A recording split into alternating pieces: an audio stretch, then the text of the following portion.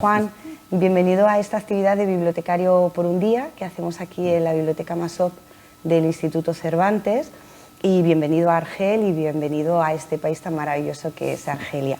Para los que nos han, las personas que nos están visitando hoy, voy a presentar un poco a Juan para que así le podamos contextualizar. Juan Gómez Bárcena es escritor y también es crítico literario, licenciado en Teoría de la Literatura y Literatura Comparada y en Historia por la Complutense, y licenciado en Filosofía por la Universidad a Distancia, por la UNED.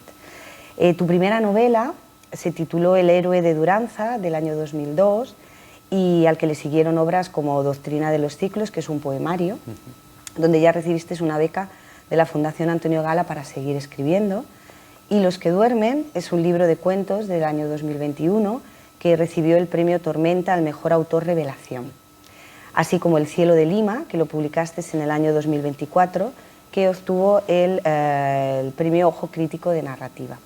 Pero la obra que hemos estado trabajando durante este mes, desde el año 2022, que es tu novela titulada A los demás es aire, donde tu marco de ficción es una localidad cántabra que se llama Toñanes, y que esta obra recibió el premio Ciudad de Barcelona de Literatura, y también el premio Vanity Fair a la mejor novela. Y ahí ya empiezas a consolidarte, ¿no? Como uno de los autores más relevantes dentro de la literatura española actual. Y la charla de hoy, aunque vamos a hablar de otros autores, me gustaría que el protagonista fuese también tu libro, Lo demás es aire, donde para los que no lo hayáis leído, os lo recomiendo fervientemente porque es una auténtica maravilla. Hay una serie de historias que podrían ser pequeños cuentos, pequeños relatos, ¿no? Y tenemos a un autor, un poeta, un cuentista, un ensayista, conocido por obras como El Aleph, que se llama Jorge Luis Borges, y que escribió una obra que se llama Ficciones, que se considera como una de las obras más importantes de la literatura universal. Bueno, lo primero, gracias por la presentación, gracias a vosotros por estar aquí. Es una alegría visitaros, es mi primera vez en Argelia, así que pues, un muy buen pretexto. Y bueno, me gusta que comiences hablando de Jorge Luis Borges, que de hecho es mi autor favorito. Creo que cuando un escritor escoge su escritor favorito, no necesariamente está diciendo que ese escritor es el mejor. Lo que está diciendo es que es el escritor que mejor explica su mundo o que más le ha ayudado a llegar a decir lo que quiere decir. Y a mí eso me sucedió con Borges. Lo leí, pues debía de tener 16, 17 años, y fue para mí un gran shock. Yo no sé si habéis leído algo de Borges, pero es un autor muy curioso que escribe relatos que muchas veces son resúmenes de novelas, que mezcla la realidad y la ficción, que no se sabe si son ensayos o son cuentos, y de alguna manera ahí vi esa capacidad que tenía Borges de mezclar en un formato pequeño la historia, la filosofía, la literatura, todo lo mete. Y como yo siempre fui, pues de adolescente ya estaba muy interesado en la historia y en la literatura, en la filosofía, en muchas cosas, pero para mí eran compartimentos separados, no se podían juntar. Una cosa era hacer historia, otra cosa era hacer filosofía, otra cosa era escribir una novela. Y leyendo a Borges me di cuenta de que se podía hacer una literatura que mezclara todas esas cosas. Y por eso para mí fue un autor imprescindible, que además me metió en la que es mi literatura favorita, que es la literatura latinoamericana. Por supuesto, me gusta la literatura española, pero tengo que reconocer que me siento mucho más afín a la literatura que se hace en Latinoamérica. Y por eso fue un autor tan importante para mí, y yo siempre lo destaco como imprescindible. Además es uno de los grandes de la historia, no cabe ninguna duda, pero si para mí es el favorito es por ese servicio que me prestó. Sí, es verdad, porque además uno de sus cuentos en Ficciones, El Sur, él considera también además que es acaso mi mejor cuento, ¿no? Él considera que es para él como no sé si su obra cumbre, que no lo creo, pero sí, ¿no? Es lo que tú decías, ¿no? El tema de él, cómo trata no solamente el género de la literatura, sino cómo mezcla diferentes vertientes, ¿no? Hay otro autor, en este caso otro escritor latinoamericano, como tú dices, pero es un escritor argentino, que escribe Rayuela, que junto con García Márquez o Vargas Llosa o Carlos Fuentes es uno de los exponentes del denominado boom latinoamericano, y que según el periódico El Mundo, su obra, Las armas secretas, que es el tercer libro de cuentos del autor publicado en 1959, se encuentran algunos de los más emblemáticos cuentos del escritor argentino, tales como El perseguidor. Este libro, de apenas 5 relatos, se convertirá con el tiempo, junto a Final del juego e Historias de cronopios y de famas, en uno de los títulos de referencia de la excelente y diversa narrativa cortázariana. Sí, para mí es un título imprescindible de Cortázar, al menos es el libro donde yo también siento más afinidad, y de hecho, bueno, es interesante que contrapongamos a los dos autores, a Borges y a Cortázar, porque yo de hecho los leí seguidos a ellos dos y a Rulfo, que fueron de alguna manera. A partir de Borges llegué a Cortázar, creo, y de Cortázar a Rulfo, fue como un vaya camino, ¿no? Uno se lee 3 libros así y luego ya que le queda por leer, ¿no? Pero, eso te iba a decir. Y la verdad es que Cortázar, no teniendo para nada los temas que yo suelo trabajar, que sí me sucede con Borges, esa afinidad temática, Cortázar también fue para mí imprescindible, porque tiene por un lado una prosa que a mí me parece excepcional. La prosa de Cortázar suena. Tú lees en voz alta a Cortázar y hay música. A veces, bueno, yo doy talleres de escritura creativa y con los alumnos hemos probado a versificar, a contar las sílabas de algunas frases de Cortázar. ¿Por qué suena bien, ¿no? Y tratamos de analizarlo. A veces es fácil entenderlo. Mira, aquí está haciendo enumeraciones de sílabas crecientes, aquí decrecientes, está construyendo una tónica. A veces ni siquiera soy capaz de entenderlo por qué, pero suena. Hay una música que me parece excepcional. Y de Cortázar también me gusta mucho esa capacidad que tienen los cuentos de quedarse siempre en una frontera entre lo realista y lo fantástico. No sabemos si lo que está ocurriendo pertenece al orden de lo real o no. Lo que está sucediendo está trastornando, cambiando nuestra idea del mundo, o de alguna manera forma parte del realismo. Esa frontera me parece muy interesante, y creo que mi relato favorito de Cortázar es precisamente el que da título a ese libro, Las armas secretas, que me parece un cuento excepcional, muy difícil también. Yo lo trabajo con alumnos y lo leemos a lo largo de 2 días y lo comentamos y vamos sacando conclusiones. No es un relato fácil, pero me gusta mucho más que los cuentos de Cortázar que Rayuela, por ejemplo, que es una novela que ha sido muy celebrada, pero que yo creo que ha pasado más de moda, que es una novela que yo creo que captó tiene un espíritu de juego que fue muy original en su tiempo, pero yo creo que en cuestión de juego la obra de Cortázar ha sido superada, pero en su prosa o en sus cuentos a mí me parece que no. Por supuesto, esto es muy personal. No, pero estoy de acuerdo contigo. Yo es verdad que soy una ferviente fan del cuento. Entonces, a partir de ahí, pues todo lo que has dicho, evidentemente estoy de acuerdo. Y creo que estos dos autores son uno de los grandes en cuanto a ese género, que mucha gente considera menor, pero que yo no lo considero. Me parece mucho más complicado a veces la creación de un cuento que la creación incluso de una novela larga, ¿no? O sea, sí, yo he escrito tanto cuento como novela, y la verdad es que los veo como géneros muy distintos, muy difíciles ambos, y evidentemente no hay un género menor. Bueno, el propio Cortázar decía que el cuento era el equivalente a ganar un combate de boxeo por knockout, y la novela es agotando al contrario en los 10 asaltos. Creo que se necesitan virtudes diferentes para escribir novela y cuento. Hay gente que necesita explayarse, que necesita ir poco a poco, y esos autores generalmente son mejores novelistas. Y hay autores que son quizás más espontáneos, más inmediatos, más instintivos, y generalmente son autores que destacan más en cuento. Pero yo esa pelea, ¿no?, de si es mejor el cuento o la novela, es como discutir si es mejor la poesía o la novela. es verdad. Depende de a quién. A mí son dos géneros que me encantan, y bueno, como tú decías en mi novela, casi es un recopilatorio de relatos en algún sentido. Hay muchas historias que se entrecruzan. Como ambos géneros me gustan, intento trabajar ambos. Siguiendo con esa alusión a tu obra, ¿no?, que nos va a servir un poco como punto de conexión con esta conversación, decíamos que la gran protagonista de tu obra, de Lo demás es aire, es Toñanes, que es un pequeño pueblo real, existe en Cantabria, y creo que no porque sea pequeño no nos va a contar a lo largo de esa obra tuya grandes historias. Entonces me gustaría que habláramos también de otros escenarios, otros pueblos, otras zonas, villas, algunas fantásticas en su mayoría, como son Puebla Nueva del Conde, o bien Santa Teresa, o bien La Matosa. Puebla Nueva del Conde es una historia que transcurre en este pueblo imaginario, es una obra de Gonzalo Torrente Ballester, Los gozos y las sombras. Él fue premio Cervantes, premio Príncipe de Asturias de las Letras, premio Nacional de Narrativa.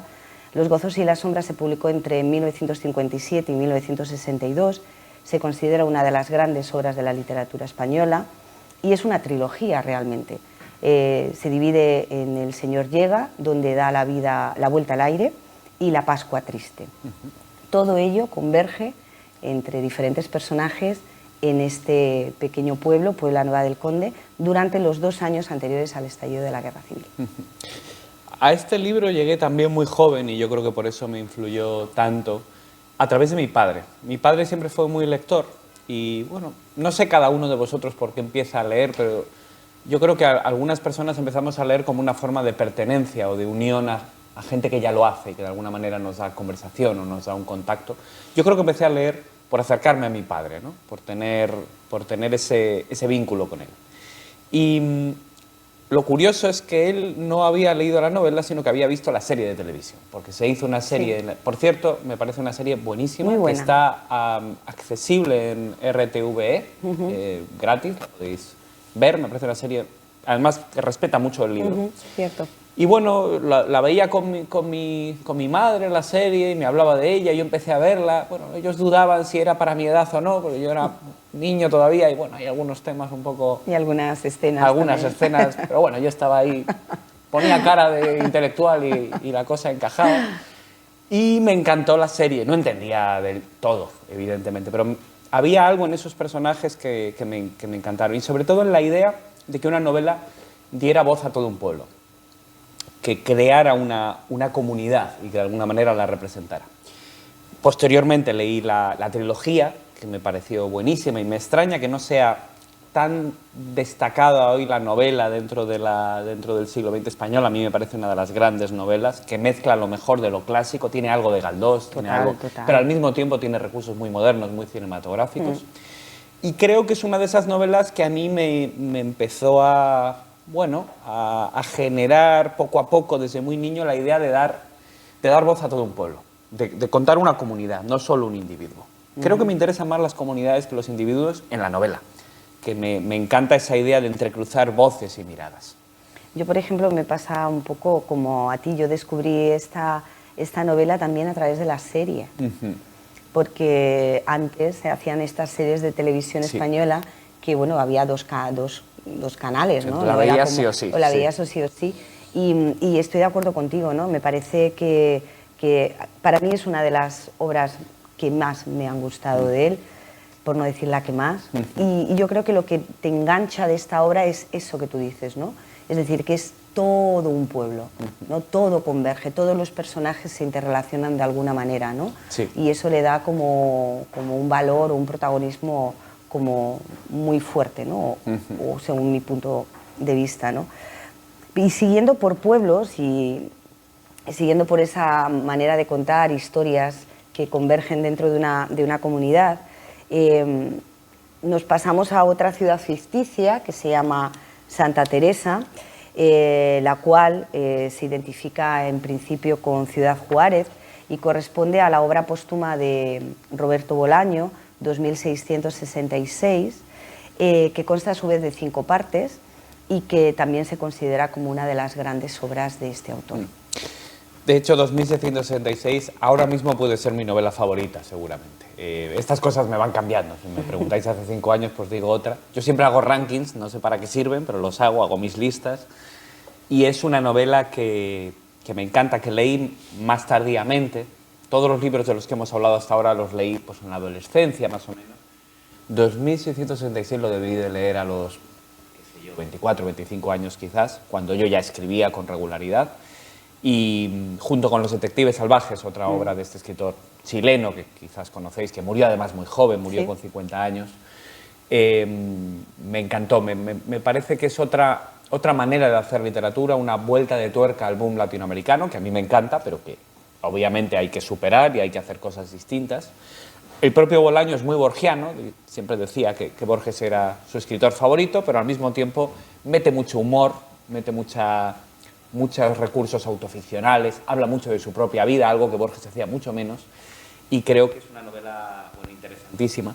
Efectivamente, Santa Teresa es imaginaria y al mismo tiempo es Ciudad Juárez, ¿no? Es una novela que gira en torno a los crímenes de Ciudad Juárez, los feminicidios de los que seguramente habéis oído hablar, pero más allá de eso, en realidad es una historia de la violencia en el siglo XX.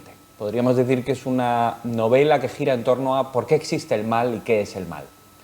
Y tanto salta a la Revolución Rusa como a la Segunda Guerra Mundial a través de un soldado nazi, como nos habla del propio Ciudad Juárez, como nos habla de combates de boxeo en Estados Unidos. Todo eso se va mezclando y a través de personajes que vienen y van y que se entrecruzan, nos está hablando de esa violencia. Por cierto que, hablando de esto de la comunidad o del lugar imaginario, me viene ahora a la cabeza que respecto a Torrente Ballester, Pueblanueva del Conde también es imaginario, pero solo en parte. Está, al parecer, basado en un pueblo llamado Aldán, donde yo estuve, que se grabó parte de la serie allí, y era muy curioso ver qué cambios se había metido y cuáles había respetado. Yo no he ido a Ciudad Juárez todavía, no puedo ver esos cambios. No. Sí, es de esas cosas que dudas, ¿no? He estado en la frontera de México y Estados Unidos varias veces, pero la verdad no me he animado a ir a Ciudad Juárez. Bueno, la verdad es que fue y sigue siendo como un tema, efectivamente, todos esos asesinatos que siguen, además. Es que desgraciadamente no es una cosa que ya haya pasado. Es que es estructural. No es que haya un criminal en serie, es que es el desprecio a las mujeres está tan arraigado en ciertas regiones que se salda con esos crímenes. La desaparición de ellas, el que aparecen a lo mejor en sitios inhóspitos, es un tema realmente muy duro, ¿no? Sobre todo para la zona de allí. Y siguiendo un poco con esto que dices tú del boom latinoamericano, que tiene que evolucionar, también se habla de un boom latinoamericano femenino, como muy actual, y creo que eso es como muy interesante, ¿no? Y aquí, de hecho, en el Café Literario, y algunos de los que han asistido a él, recordaremos Temporada de Huracanes. Temporada de Huracanes de Fernanda Melchor, que es una escritora y traductora mexicana, que también su trama se desarrolla en un pueblo ficticio que se llama La Matosa. Estratégicamente, donde hay pobreza, donde hay una situación económica por parte de los personajes con pocas salidas y donde se produce un asesinato de la denominada bruja, y todo el relato va en torno a esos personajes que tienen de alguna manera que ver con ese asesinato y todo en esa zona. Esto ha consolidado a esta autora como una de las grandes escritoras latinoamericanas de esta época y recibió siendo finalista del Premio Internacional Booker 2020. Sí, a mí me parece una novela excepcional. Puede que sea la novela en lengua española que más me ha gustado de los últimos años, publicado recientemente. Hablas de un boom latinoamericano femenino y es completamente cierto. Yo diría que de los autores y autoras menores de 50 años de Latinoamérica, en general diría que los autores más interesantes son mujeres, ¿no? Pues tanto Fernanda Melchor, pero también Samantha Schweblin con Distancia de Rescate, que me parece una novela extraordinaria, Mariana Enrique, en fin, Mónica Ojeda, hay muchísimas autoras que me parecen muy interesantes. Y efectivamente, con Temporada de Huracanes me pasó que me impresionó mucho, sobre todo a partir de esa prosa torrencial que tiene un poco folleriana, de frases largas, pero duras, muy violentas, que me recuerda también un poco al primer Cormac McCarthy, no sé si lo habéis leído, es un autor muy duro, y que tenía ese barroquismo, pero barroquismo en el buen sentido, no en el sentido de que pones adjetivos por poner, sino que verdaderamente usas el lenguaje para transmitir cosas que a través de la simplicidad no logras, ¿no? Y ella, Fernanda, efectivamente explora mucho también el tema de los crímenes también basados en el género. también en su siguiente novela, en Paradise, que también hay un asesinato, también está relacionado con eso. Y me parece una autora imprescindible. Tengo muchas ganas de ver qué es lo siguiente que publica. Para nosotros fue una novela que que yo creo que nos conmovió a todos, porque realmente tiene a veces una dureza en cuanto a todo, ¿no? Sí. En cuanto a cómo los pone, en cuanto a cómo lo escribe, los personajes, ¿no? O sea que a mí me pareció una maravilla, una maravilla. Y un poco aludiendo a lo que hablábamos de este boom latinoamericano, de estos autores que tú has nombrado, tendremos aquí también el próximo 28 de septiembre una conferencia con Ana Pellicer, que trabajaremos estas autoras tan relevantes ahora, ya no solamente como Fernanda Melchor, como Ojeda, como Enríquez, etc. Y siguiendo un poco con este ámbito de espacios, de ciudades, de sociedades, podemos pasar un poco un salto a la literatura con el cine, ¿no? Hay mucha literatura que ha sido llevada al cine y tenemos el caso de un autor, de un director español de fama internacional que se llama Juan Luis Bardén, o Juan Bardén, cuya obra del año 1956 se llama Calle Mayor y que está inspirada en una obra teatral de Carlos Arniches que se llama La señorita de Trévele.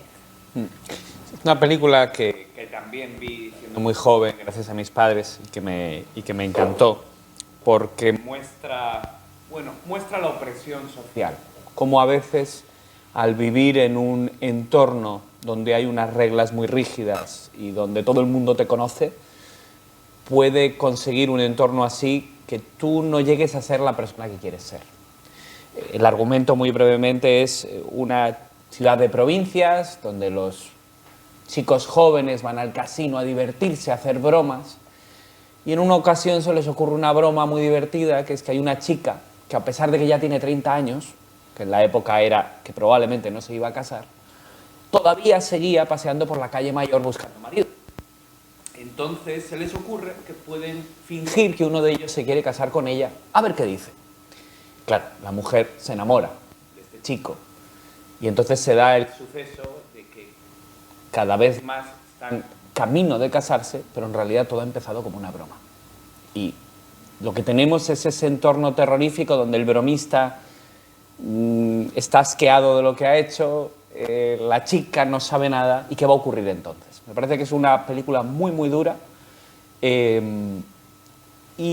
a pesar de que describe una España muy particular, en realidad describe algo universal. Sí. Describe esto que ocurre cuando... Bueno, desde luego lo terrible es que pueden ser las bromas, pero también lo terrible que es vivir en un entorno donde se ríen de uno, donde no te están permitiendo ser quien quieres ser. En fin, me parece una película muy, muy interesante. Yo imité algunas cosas de esa película para otra novela mía, para El cielo de Lima, porque me parecía que el entorno era muy parecido. Yo cuando vi esta película, que os recomiendo a todos, aparte yo me gusta mucho Bardem, pero efectivamente es una película devastadora por todo lo que es esa opresión ciega, ¿no? Un poco, sí, que tienes cuando vives en un entorno muy concreto, cuando crees que la sociedad cree que tú debes hacer determinadas cosas y cómo la maldad a veces, ¿no?, conlleva que no importa. Y el final es desgarrador. Sí, el final de la película es absolutamente desgarrador. Con lo cual yo os la recomiendo fervientemente porque me parece una película fantástica. Y siguiendo con cine, pasamos a esos ojos infantiles que a veces nos sirven para contar historias y que también tienen mucho que ver con tu novela, de alguna manera, con lo demás es aire. En este caso es una obra del director español Víctor Erice, que es autor del Sur. Es una película dirigida por él y producida por uno de los grandes, que es Querejeta, que se basa también en una novela de Adelaida García Morales, que se estrenó en el año 1983 y que nos cuenta un poco la historia de un contexto de España a través de los ojos de su protagonista, de una infancia, en este caso dura, y un poco la visión del padre, de cómo valoras al padre con unos ojos infantiles y luego le vas descubriendo, ¿no?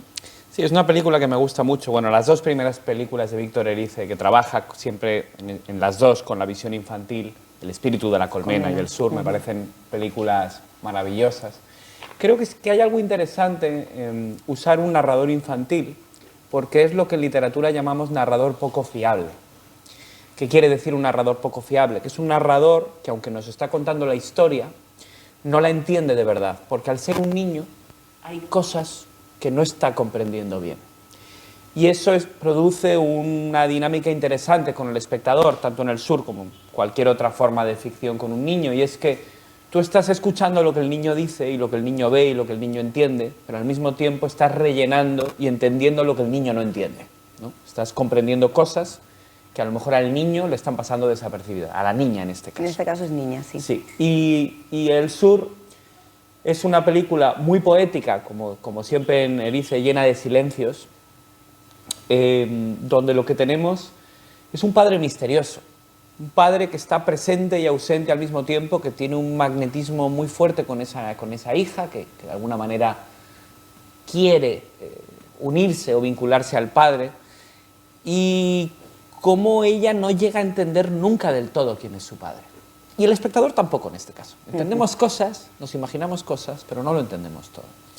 Y me parece, bueno, una película preciosa, lo mismo que El espíritu de la colmena, que de hecho cuando me preguntaste por películas dije, pues puedo decir El espíritu o puedo decir El sur, porque me parecen obras equivalentes en calidad. A mí, por ejemplo, El espíritu de la colmena, un poco a diferencia del sur, son los ojos de ella. La mirada de esa niña en la película es...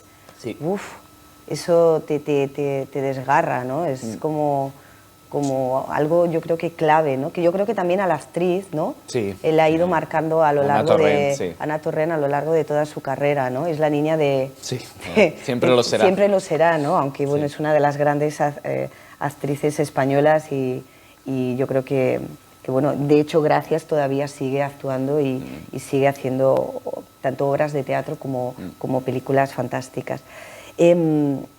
Ahora os toca a vosotros.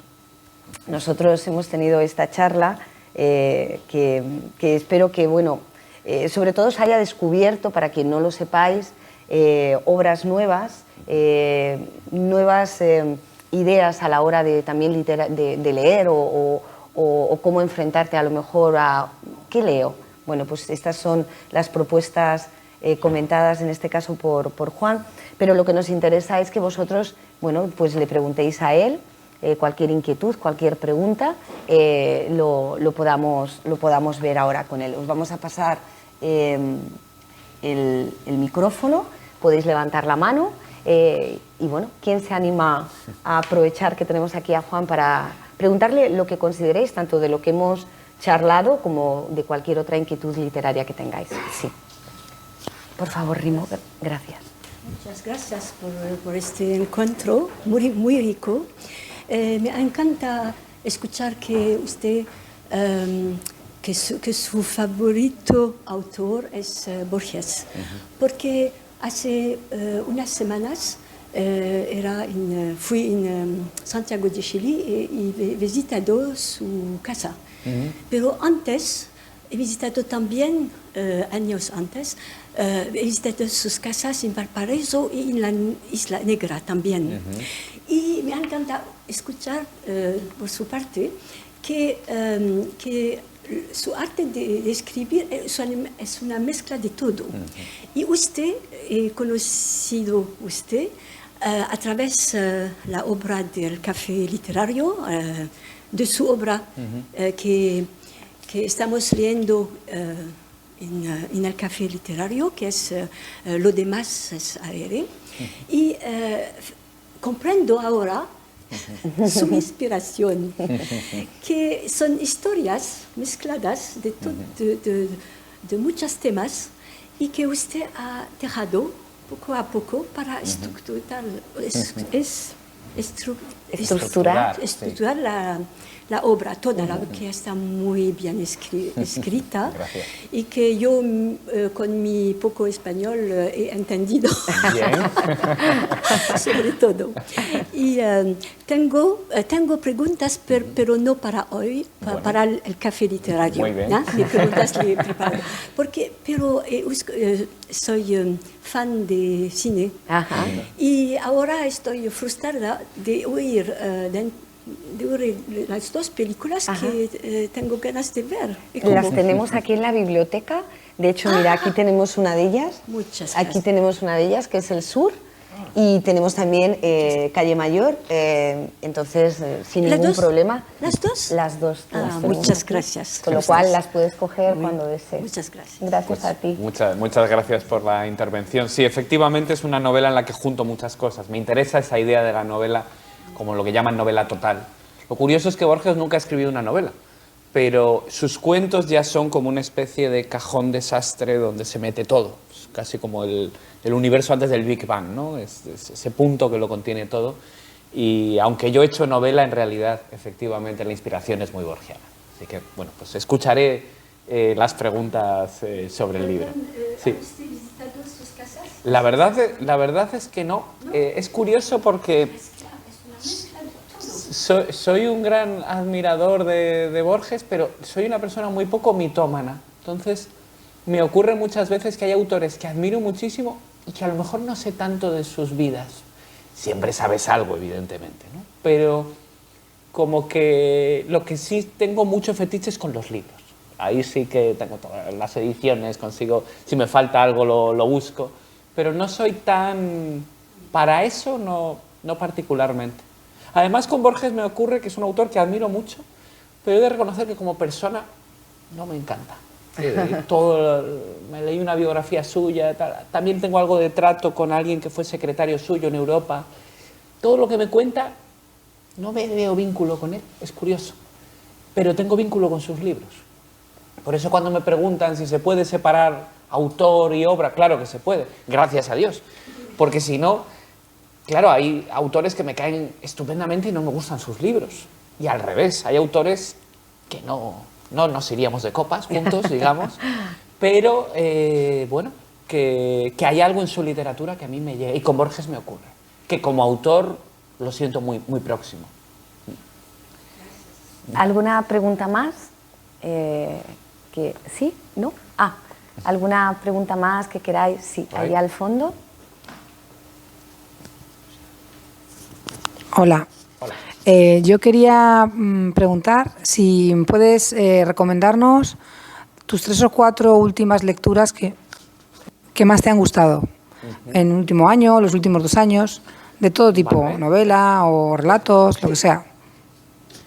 Mira, por un lado, voy contándote según me vengan, ¿no?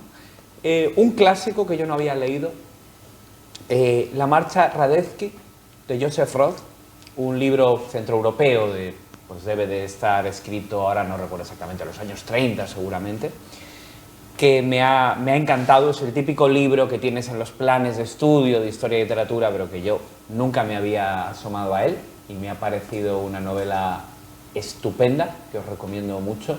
También un poco exigente, no es tan larga como suelen ser esas novelas, ¿no? Debe de estar en las 400 páginas quizás, pero es un libro que me ha gustado muchísimo. Luego, bueno, yo siempre recomiendo también, dentro de la literatura latinoamericana reciente, a Alejandro Zambra, escritor chileno.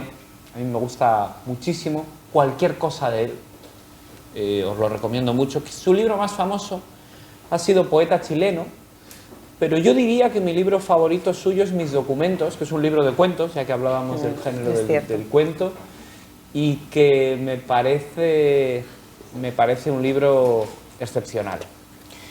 Luego estaba releyendo hace poco también poesía.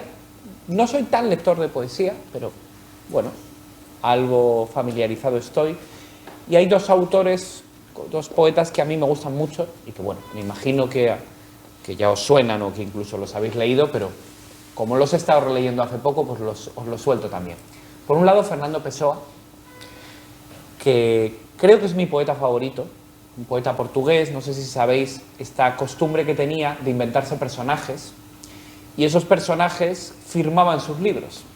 Entonces, cuando hacía un poema existencial, lo firmaba como Álvaro de Campos, o cuando hacía un poema clásico lo firmaba como Ricardo Reis, o cuando hacía una especie de prosa poética lo firmaba como Bernardo Soares. Y de alguna manera tú te puedes leer los libros de estos autores, bueno, fragmentos de autores podríamos decir, porque son partes de él mismo, y que tienen incluso sus propias biografías. Entonces es algo muy curioso. También estaba Alberto Caeiro, que era muy parecido a Walt Whitman, en fin, un autor que a mí me encanta, y que por cierto da una de las mejores definiciones de lo que para mí es el escritor que he oído nunca, y a ver si lo digo bien, porque está en verso, es: el poeta es un fingidor, finge tan verdaderamente que hasta finge que es dolor el dolor que en verdad siente. Fijaos, el poeta es un fingidor, finge tan verdaderamente que hasta finge que es dolor el dolor que en verdad siente. O sea, no penséis que si no lo entendéis del todo es por el idioma, no. Es para reflexionar muchísimo. Esta frontera entre que el poeta miente para escribir, porque lo que está escribiendo no es la realidad, pero esa mentira puede llegar a ser tan real como la realidad, si no más, y en cierto modo finge el dolor escribiendo, pero al mismo tiempo ese dolor es real en el momento en el que lo escribe. En fin, hay un juego ahí muy interesante. Y la otra poeta que estaba releyendo, que también me encanta, es Alejandra Pizarnik, poeta argentina, de la que me gusta todo, y que por cierto es una poeta que hoy día está muy reivindicada, porque en realidad cuando lees la poesía reciente, sobre todo la poesía escrita por mujeres, ves que Pizarnik tiene una influencia enorme, que ya hay mucho de esa mirada, una mirada en parte surrealista, en parte un poco oscura, en parte también tiene algo de crítica, de reflexión sobre el lenguaje. En fin, es una poeta que me resulta muy, muy interesante. Y esto por citaros algunos de los libros que he leído, releído últimamente, que más me han gustado. Y ya por decir uno reciente, que se ha publicado hace poco, os recomiendo mucho La mala costumbre, de Alana S. Portero. Para mí, quizás el mejor libro que se publicó el año pasado en España. Es una autora trans que escribe sobre precisamente ese proceso de transición de un personaje. No es ella, pero bueno, una novela. Y me parece que hay una profundidad en la mirada, un uso de las herramientas literarias, una inteligencia, un conocimiento de los clásicos incluso a la hora de concebir la novela, que a mí me pareció deslumbrante. Muy, muy interesante. Bueno, por decirte algunos, si me quedo más, te digo otros. Pero... Sí. Rimo, por favor. Bueno, en primer lugar, gracias por su presentación. Y yo tendría dos preguntas. En primer lugar sería, ¿dónde nació su interés por la literatura latinoamericana? Porque ha hablado de autores argentinos, mexicanos, chilenos. Y en segundo lugar sería, ¿qué puede aportar un español? Porque usted es español en el ámbito de la literatura, siendo usted una persona que se interesa tanto en ese campo de la literatura sudamericana. Pues bueno, como decía antes, un poco fue a partir de Borges que yo empecé a leer la literatura latinoamericana, pero quizás tu pregunta va más a qué es lo que me fascinó o qué es lo que encontré que había ahí distinto. Y había varias cosas. Por un lado, creo que la literatura latinoamericana tiene digamos, una musicalidad en el lenguaje y una riqueza en el uso de términos que no son propiamente del español normativo o peninsular, que a mí me resultaba muy interesante. Yo estaba acostumbrado a usar, bueno, en los libros las mismas palabras que yo escuchaba en mi vida, pero de repente lees libros y te das cuenta de que hay palabras distintas para los mismos conceptos, y no solo eso, que hay palabras para conceptos que no existen en tu forma de usar el español, y que de repente puedes usar una palabra que dice algo distinto o que alumbra un significado distinto, un concepto que tú ni habías pensado. Eso a mí me encantó. También me interesó mucho una mirada que se salía del típico realismo español. No digo que no haya literatura fantástica en España, la hay y la ha habido, pero es verdad que en general ha sido una literatura que en su tradición ha tendido más al realismo. Yo no tengo ningún problema con el realismo, es una parte más de comprender la realidad, pero de alguna manera lo que comprendí leyendo literatura latinoamericana es que la realidad es mucho más compleja que el realismo. Es decir, que a veces la mejor manera de contar la realidad es a través de lo fantástico. Por ejemplo, cuando a Rulfo, después de escribir Pedro Páramo, una de mis novelas favoritas, le preguntaron, bueno, no sé si la conocéis, una novela donde los muertos conviven con los vivos en un pueblo. Y le preguntan, bueno, ¿por qué este texto fantástico? Y él dice, no, esto no es un texto fantástico. Acá, en México, las cosas son así. ¿Qué quería decir con eso? Que en la comunidad de la que él procedía, o en ciertos pueblos, la gente verdaderamente vive como si sus muertos estuvieran sentados aquí a su lado. Para contarte mi experiencia subjetiva, tengo que contarte que el muerto está ahí, porque yo lo veo y lo siento ahí. Entonces, el realismo me impediría contar mi experiencia. El realismo me cuenta la experiencia según la ciencia o según la visión objetiva. Pero, como todos sabemos, la vida no es solo una cuestión de objetividad. Entonces, da igual si creemos en que los muertos viven o no. Lo importante es que es una experiencia real. Para quien la vive es real. Entonces, esa mirada fantástica a mí me fascinó, me encantó. El poder usar lo fantástico para ampliar la realidad, para contarla desde otra perspectiva. ¿Qué puede aportar un español a todo esto? Por un lado te diría que no tengo ni idea, no pienso mucho en qué puedo aportar, sino pienso más en aprender escribiendo. A mí lo que me gusta es que cada libro mío, y yo creo que tanto a la gente que le gusten mis libros como a los que no, creo que es algo en lo que coincidirán, cada libro mío es distinto. Y exploro cosas distintas y afronto desafíos distintos. Si eso puede ser interesante para los lectores o no, pues siempre es una sorpresa para el autor, ¿no? Yo lo escribo, yo me quedo más o menos satisfecho con lo que he hecho y luego espero ahí. Pero algo que sí que creo que los escritores españoles podemos hacer es aprender a disfrutar de la riqueza de tener una lengua hablada por 500 millones de habitantes, no sé, me estoy inventando la cifra, pero por ahí anda, donde hay muchísimas variantes, donde hay muchísimas tradiciones culturales distintas, y aprender de ello en lugar de construir una literatura normativa, canónica, que de alguna manera se convierte en un fósil, en algo que está muerto. Yo aprendo mucho de lo latinoamericano, aprendo palabras, aprendo conceptos, y aprendo también maneras de vida, y aprendo maneras de entender el mundo. Y eso es lo que a mí me interesa. Creo que los españoles podemos disfrutar de eso, como lo puede disfrutar un boliviano, por otro lado. Es decir, no creo que España tenga en ese sentido ninguna ventaja cualitativa. Hoy día vivimos en un mundo en el que podemos leer lo que queramos. Antes, siendo español, quizás podrías decir que como español tenías más acceso a la literatura francesa que un argentino, pero es que hoy día ni siquiera es cierto. Entonces, creo que los países cada vez tienen menos que decir respecto al tipo de escritores que somos. Si me permitís, en función de lo que has dicho y en relación sobre todo con la obra que estamos trabajando este mes, de Lo demás es aire, hay mucho de eso que tú acabas de decir, muchísimo.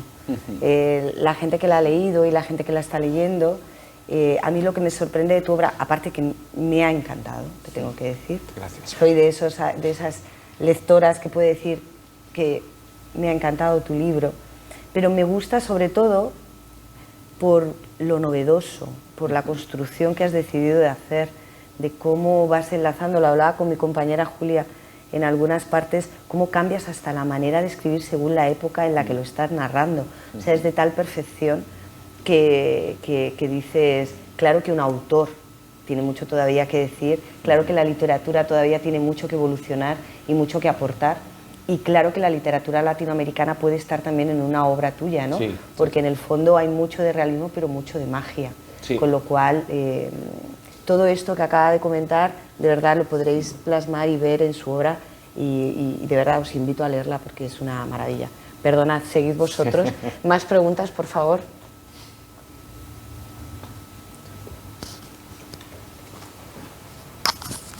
Quería preguntar si hay alguna temática o temáticas en particular que te llamen la atención, si buscas sobre ese tema. Yo, por ejemplo, hay ciertos temas que me resultan más atractivos, aunque también estoy abierta pues, a recomendaciones de amigos, pero hay temas que siempre busco, o si veo una novela que habla de ese tema, enseguida me apetece leerla. O yo quizás estoy un poco cerrada.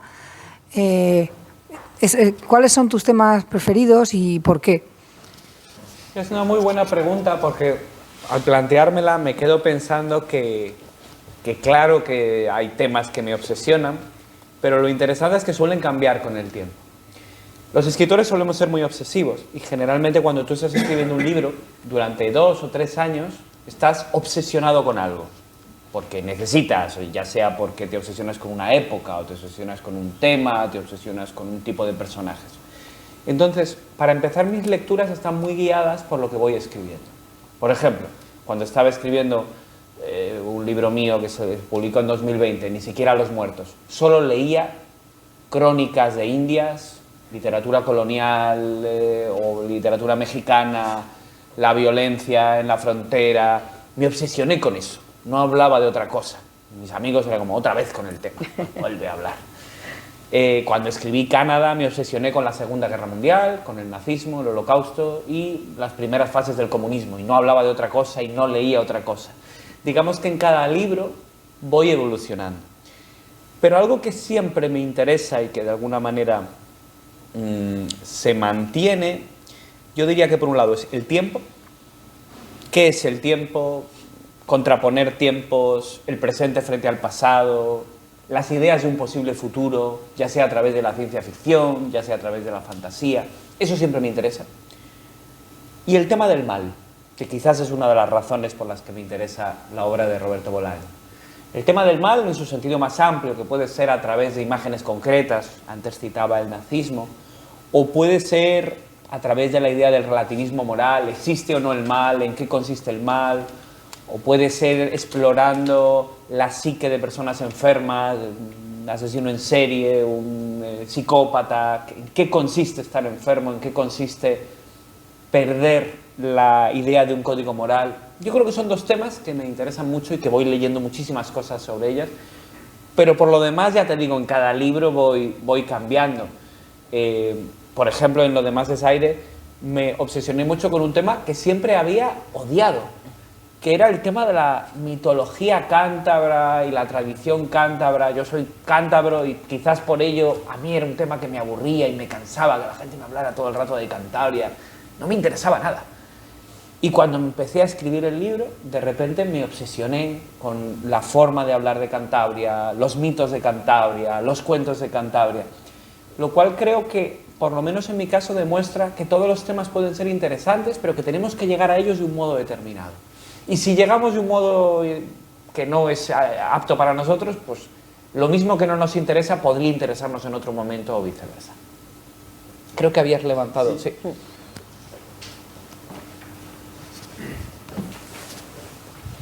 Gracias. Me gustaría saber, en primer lugar, de dónde viene la inspiración para usted, para poder escribir y ser creativo. Aún no he tenido la oportunidad de leer esta obra. En segundo lugar, al mismo tiempo, si se lo ocurriría, por supuesto, ¿cómo maneja usted la falta de inspiración? Y para terminar, he visto en algún vídeo que usted etiqueta cada línea por el año adecuado al hecho de este momento. Me gustaría saber por qué. Sí, gracias. Muy bien. Bueno, el tema de la inspiración es complicado porque, por un lado, te diría que no creo del todo en la inspiración. Es decir, que muchas veces creo que algunas personas que empiezan a escribir fracasan porque creen que la inspiración es algo excepcional, que te toca, que llega y de repente ves la luz. Lo que parece en las películas, cuando aparece un escritor, que de repente le llega la idea, se sienta con su máquina de escribir a ser posible para que sea más pintoresco y de repente hace una novela. Y eso evidentemente no es real. Pero es verdad que hay momentos en los que uno siente algo que para mí no es divino, no es excepcional, cualquier persona puede estar inspirada y cualquier persona necesita inspiración para algunas cosas, no solo los escritores.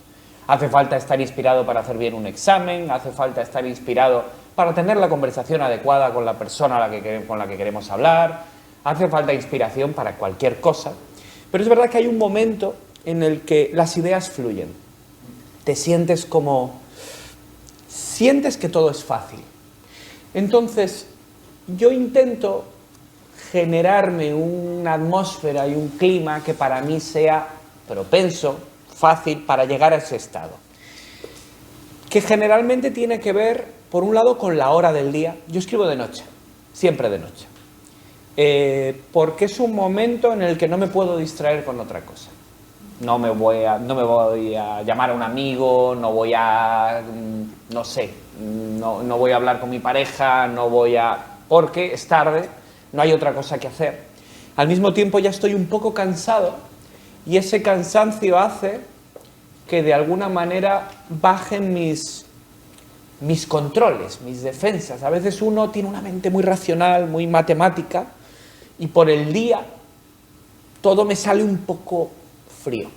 Pero por la noche, cuando ya estoy como dejándome llevar, en ese momento escribo muy bien, o escribo mejor al menos. Y luego intento siempre leer libros, fragmentos a veces, o películas, o ponerme determinada música que me crea un estado mental que puede cambiar de libro en libro. A veces me pongo una canción en bucle, una y otra vez, porque yo siento que esa canción tiene algo que ver, a lo mejor nada que ver con la letra ni con el estilo de música, pero hay algo en esa música que a mí me recuerda al clima del libro. Y entonces la escucho en bucle y de repente me dejo llevar. Por supuesto, sí, esto genera una inspiración, pero al mismo tiempo el 99% del trabajo del escritor es trabajo. Es repasar, releer, revisar, borrar. La inspiración es algo necesario para avanzar más o menos, porque hay días que no estoy inspirado y escribo igual. Lo que hago son partes que sean más tediosas, más aburridas, más técnicas. Pero bueno, por eso te digo que tengo una respuesta un poco ambigua, porque sí creo en la inspiración, en parte no es tan importante como la gente cree, al mismo tiempo sí siento que se puede hacer cosas por tenerla. Y respecto a las fechas que comentabas, esto tiene que ver en que en este libro, es en el único libro en el que lo he hecho, en los márgenes, no sé si lo veis, aparecen fechas que van ligados a palabras o van ligados a líneas. Este recurso, bueno, yo me lo inventé, no lo había visto en ningún libro, porque la idea era contar la historia de un pueblo... No, esto no encaja muy bien. Ahí. No te preocupes. Venga. Así, perfecto. La historia de un pueblo a lo largo de muchos siglos en una misma novela, saltando en el tiempo. Lo que yo quería era hacer algo como lo que hace el cine, que con solo 2 fotogramas, en un segundo, nos salta de una época a otra. Por ejemplo, si yo pongo una imagen en cine de una mujer prehistórica golpeando 2 piedras y de repente esa chispa se transforma en un cigarrillo que alguien está fumando y de repente ese cigarrillo se transforma en un incendio forestal y de repente ese incendio se transforma en una barbacoa, el espectador entiende en solo 2 segundos que estamos saltando en el tiempo y está entendiendo que el elemento que guía es el fuego. Pero en literatura es más difícil, porque para generar una imagen yo necesito escribir mucho. Hay una mujer que está golpeando 2 piedras, estamos en el año 13.800 a.C. Entonces, como yo quería hacer esos saltos muy rápidos, se me ocurrió que poniendo el año al margen, como elemento de consulta, hay lectores que apenas lo miran, otros lo miran todo el tiempo, podía generar imágenes rápido. Y así en un solo párrafo puedo estar en 10 épocas distintas y el lector lo entiende. A lo mejor no mira el año y no sabe que en concreto está en 1752, pero no importa. Lo importante es que el lector dice, aquí hay años que saltamos. Quería hacer un libro muy rápido y creo que el recurso funcionó por ese lado. Sí, estoy de acuerdo. Sí. A propósito de la estructura del libro, Yo la he llamado la etnoestratigrafía. ¿Qué piensa de eso usted? Es una muy buen término. Hay algo geológico y de estratos en el libro. Como sabéis, los arqueólogos cuando excavan hacen lo que llaman una cata, van bajando y van viendo secciones con diferentes estratos que tienen diferentes colores y cada uno se corresponde a una época. Cuando excavas en un lugar que ya ha sido excavado, que ocurre muy a menudo, todo está revuelto. Tienes un fósil de amonites al lado de una lanza romana, al lado de una lata de Coca-Cola. Digamos que el libro juega un poco con eso. Hay estratos, pero hay veces que lo mezclo todo un poco. Entonces, el historiador va del presente al pasado según excava, y este libro puede ocurrir cualquier cosa. Puedes estar aquí, puedes aparecer aquí, puedes estar en el estrato de en medio. Y de hecho, por cierto, ahora que dices eso, te diré que uno de los títulos que me sugirió mi editor fue Estratos, para que veas que has tenido muy buen ojo. Otra pregunta, por favor. Sí.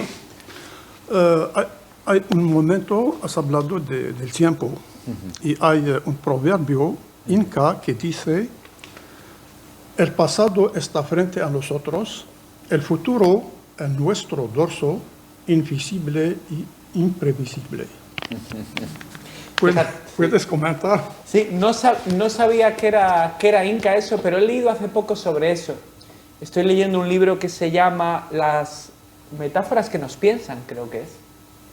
Y habla de cómo, bueno, en muchas culturas tendemos a pensar el futuro como algo que está frente a nosotros, el pasado a la espalda, nos dirigimos hacia el futuro. Pero como hay culturas que lo ven al revés, porque, claro, el pasado es lo que yo veo. El futuro que está a mi espalda es lo que yo no veo. Entonces, estoy avanzando de espaldas. Y es curioso que cites esa frase porque, de hecho, mi libro anterior, Ni siquiera los muertos, se llama así por una cita de Walter Benjamin, que habla precisamente del ángel de la historia, que es un ángel que camina de espaldas al futuro. O sea que, no sé de qué manera, pero ahí has relacionado muchas cosas que me interesan. Sí, allí. Hola. Hola. Imagino que cualquier escritor puede padecer una alextimia, o sea, no llega a poner en palabras lo que quiere decir. Me gustaría saber qué hace cuando se enfrenta al síndrome de la hoja blanca, ¿eh? ¿Cuáles son sus recursos? ¿Cuáles son sus trucos? A ver, sí. ¿Qué hace para desbloquearse, por así decirlo? Fíjate, en mi caso no me asusta tanto la hoja en blanco como escribir mal, que es algo que me ocurre más. Es decir, si yo me siento a escribir, lo normal es que escriba algo. Algo escribo, lo que pasa es que suele ser tan malo que lo odio. Y el problema es que a veces pensamos la literatura como un proceso de comunicación, ¿no? Decimos, el autor tiene grandes ideas en la cabeza, pero no encuentra las palabras para expresarlas. Pero a mí no me sucede eso. A mí lo que me sucede es que yo no sé del todo lo que quiero decir hasta que no lo digo. Esto ya lo decía Marguerite Duras, que decía, escribo para descubrir qué escribiría si escribiese. Parece que me gustan los trabalenguas, pero... Es decir, yo no sé lo que quiero decir exactamente hasta que no lo digo. Las palabras no son simplemente un vehículo donde yo pongo los conceptos, sino que las palabras en sí mismas generan conceptos. Entonces, muchas veces escribiendo yo descubro ideas nuevas que yo no sabía. No es tanto como que, yo le quiero decir al lector esto. Puedo tener esa idea, pero al decírselo le digo otras cosas, que muchas veces son un descubrimiento para mí.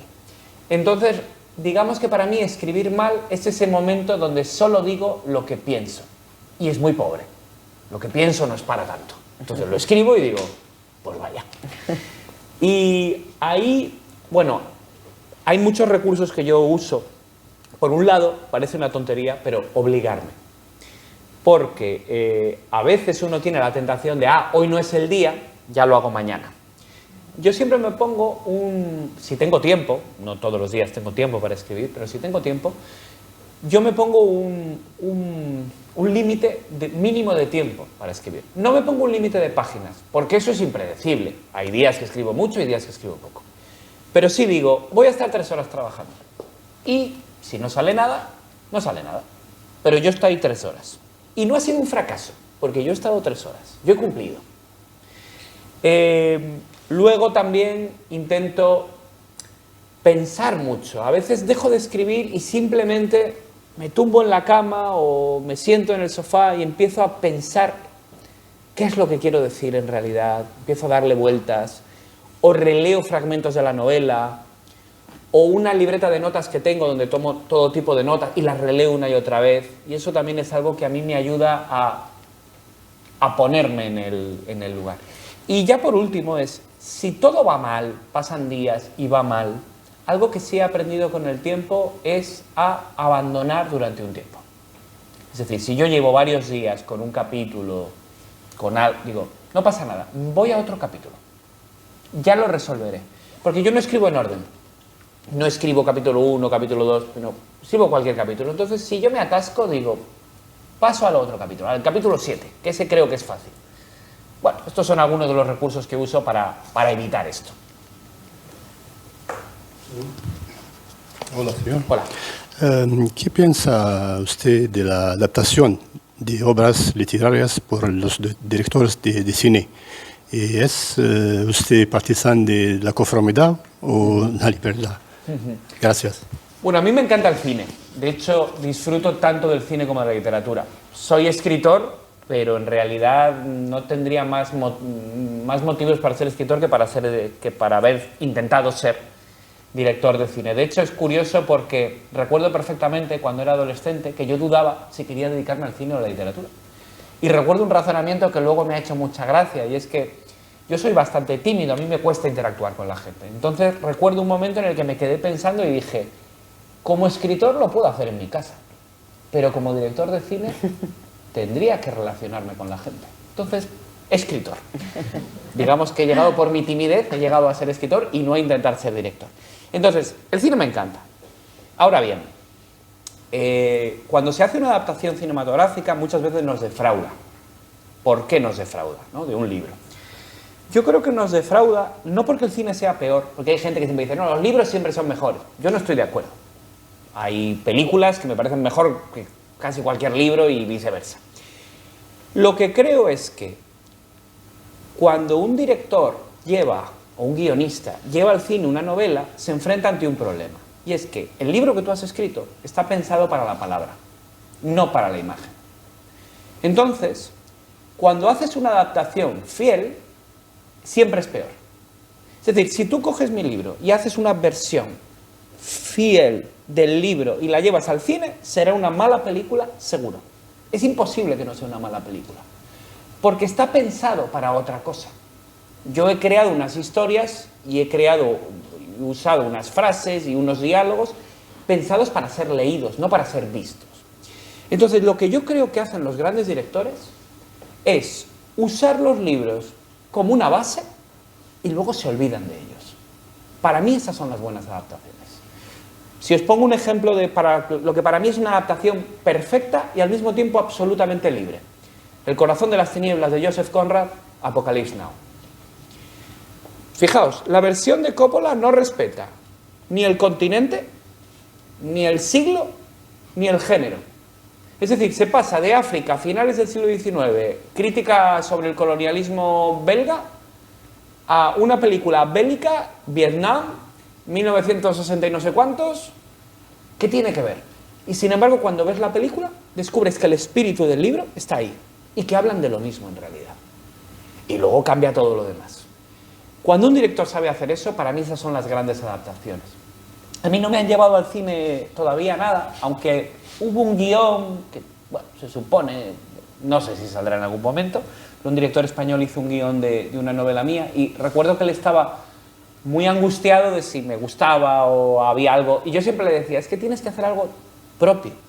Yo te puedo decir, como espectador de cine, si a mí esto me interesa o no me interesa, pero realmente yo sería un mal adaptador de mis propias novelas, porque estoy tan pensando en la novela que no haría bien ese paso.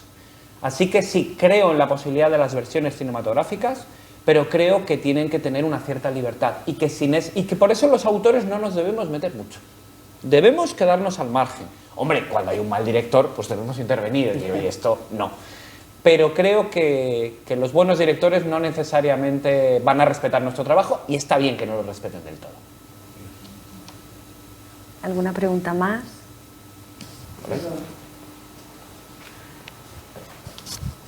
Como lector, voraz, supongo, a lo largo de tu trayectoria lectora, ¿has tenido o tienes periodos de sequía lectora donde lees menos o casi no lees nada? Porque a mí me ocurre mucho.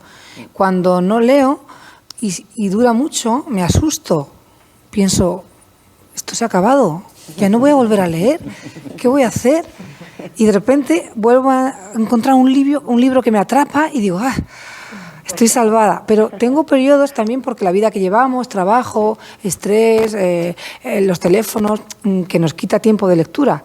Entonces, no sé si es algo personal o que ocurre a más gente. A mí me ocurre muchísimo. Yo es que, para empezar, soy una persona que cambia mucho dependiendo de la época pero hay épocas en las que leo sin parar, ya sea porque no estoy escribiendo nada y entonces puedo leer cualquier cosa, o ya sea porque me estoy documentando para un libro y entonces leo mucho, de repente digo, ay, pues este personaje, no sé, es soldado, pues voy a leer novelas bélicas y de repente me pongo a leer sin parar.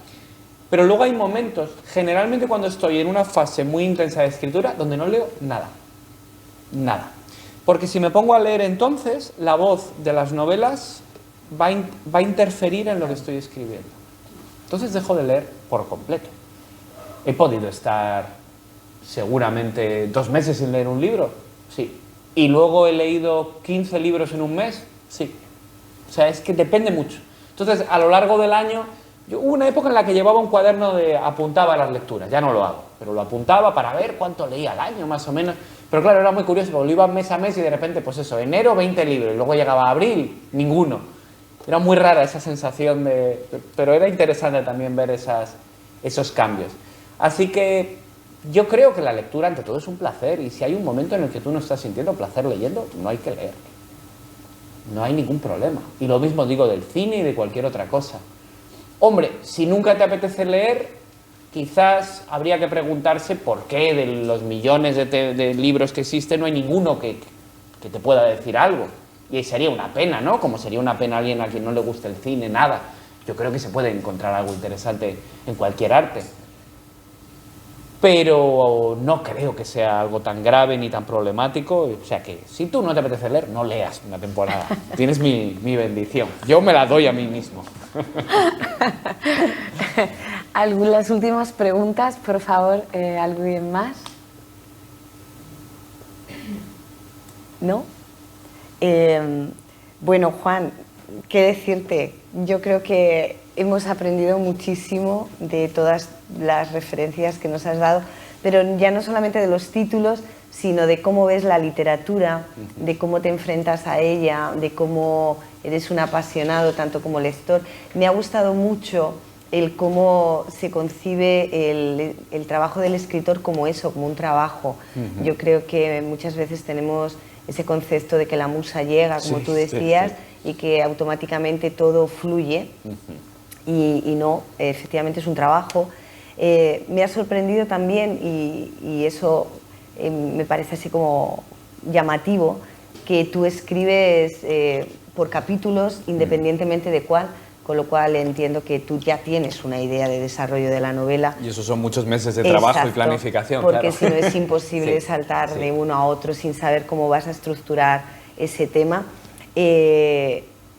Gracias por ser de esos autores que no les importará en un futuro que les puedan llevar al cine una obra, que no ocurre con muchos otros autores. Si es mala, lo discutiré, eso también os lo digo. Lo dirás, está claro que lo dirás, pero sí es verdad que yo creo que saldrá una buena película, y bueno, también es verdad que vosotros podéis o no decidir adaptar la obra, y eso es fantástico.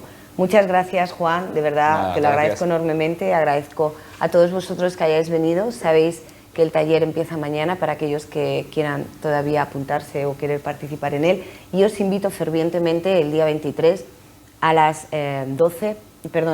2 de la tarde aquí también en la biblioteca, porque hablaremos de su libro, en este caso de Lo demás es aire, y podéis saber mucho más de por qué lo escribió, cómo lo escribió y por qué surgió Lo demás es aire. Gracias, Juan, de verdad. Gracias a vosotros. Gracias, sí, un placer chicos. acompañaros.